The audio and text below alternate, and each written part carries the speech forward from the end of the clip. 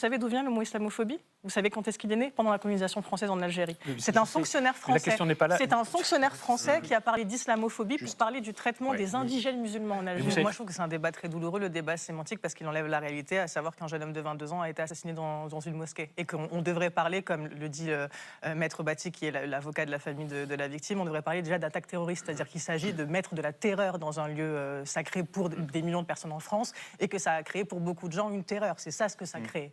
Donc ça, c'est important de le dire. Ensuite, le débat de acte islamophobe ou acte anti-musulman, c'est la même chose. Et je déteste quand on met dos à dos l'antisémitisme et l'islamophobie. Pourquoi? Parce qu'il s'agit, pour les deux, il s'agit d'une racialisation du religieux. Les personnes juives sont attaquées en France en raison de leur religion. Les personnes musulmanes sont attaquées en France en raison de leur religion. Et ça, il faut exactement le formuler ainsi. C'est-à-dire que cet homme n'a pas été tué pour rien. L'antisémitisme, vous pouvez être parfaitement attaqué en tant que juif en n'étant pas croyant.